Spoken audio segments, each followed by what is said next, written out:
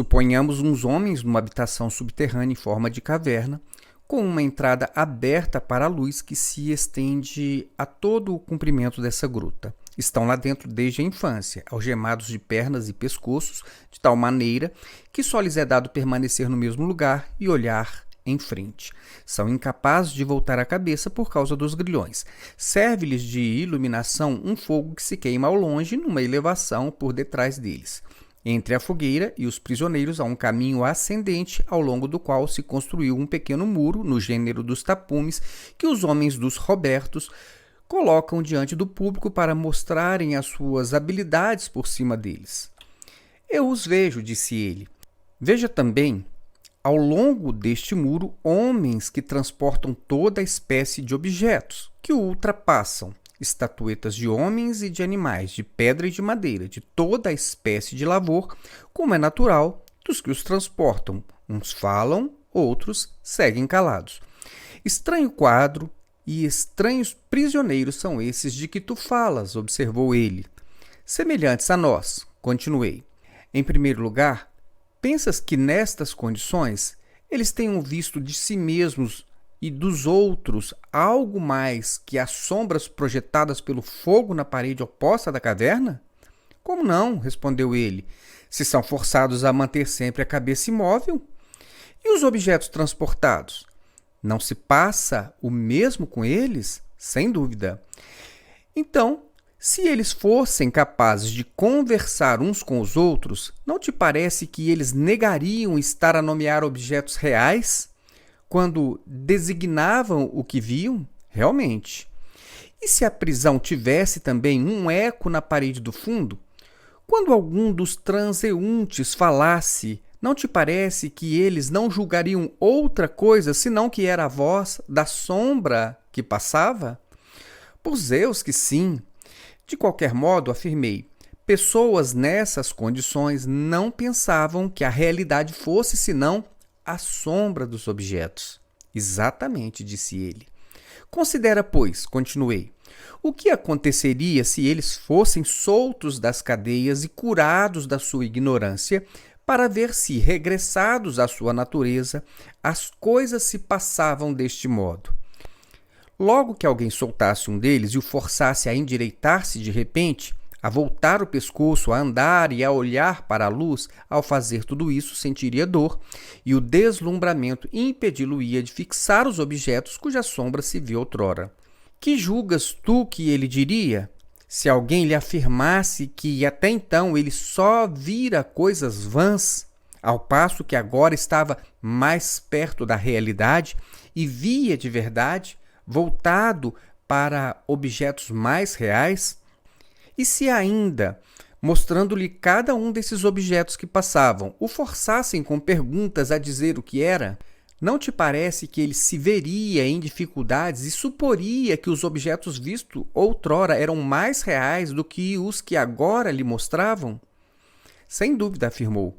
Portanto, se alguém o forçasse a olhar para a própria luz, doer-lhe-iam os olhos e voltar-se-ia para buscar refúgio junto dos objetos para os quais podia olhar e julgaria que estes eram, na verdade, mais nítidos do que os que lhe mostravam?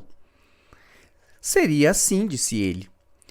E se o arrancassem dali à força e o fizessem subir o caminho rude e íngreme, e não o deixassem fugir antes de o arrastarem até a luz do sol, não seria natural que ele se doesse e agastasse, por assim ser arrastado, e depois de chegar à luz com os olhos deslumbrados, nem sequer pudesse ver nada daquilo que agora dizemos ser os verdadeiros objetos?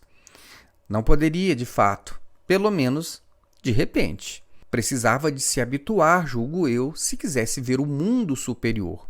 Em primeiro lugar, olharia mais facilmente para as sombras, depois disso para as imagens dos homens e dos outros objetos refletidos na água e, por último, para os próprios objetos. A partir de então, seria capaz de contemplar o que há no céu, e o próprio céu, durante a noite, olhando para a luz das estrelas da lua, mais facilmente do que se fosse o sol e o seu brilho do dia. Pois não. Finalmente, julgo eu, seria capaz de olhar para o sol e de contemplar não já a sua imagem na água ou em qualquer outra parte, mas a ele mesmo no seu lugar. necessariamente.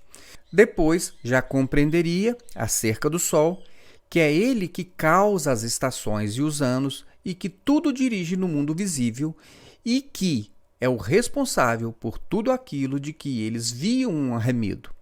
É evidente que depois chegaria a essas conclusões. E então, quando se lembrasse da sua primitiva habitação e do saber que lá possuía, dos seus companheiros de prisão desse tempo, não crês que ele se regozijaria com a mudança e deploraria os outros?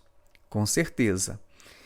E as honras e elogios, se alguns tinham então entre si, ou prêmios para o que distinguisse com mais agudeza os objetos que passavam e se lembrasse melhor quais os que costumavam passar em primeiro lugar e quais em último, ou os que seguiam juntos, e aquele que dentre eles fosse mais hábil em predizer o que ia acontecer.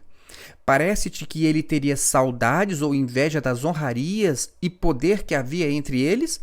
Ou que experimentaria os mesmos sentimentos que em Homero e seria seu intenso desejo servir junto de um homem pobre como servo da gleba, e antes sofrer tudo do que regressar àquelas ilusões e viver daquele modo?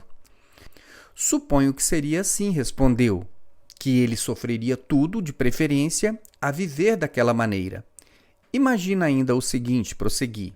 Se um homem nessas condições descesse de novo para o seu antigo posto, não teria os olhos cheios de trevas ao regressar subitamente da luz do sol? Com certeza.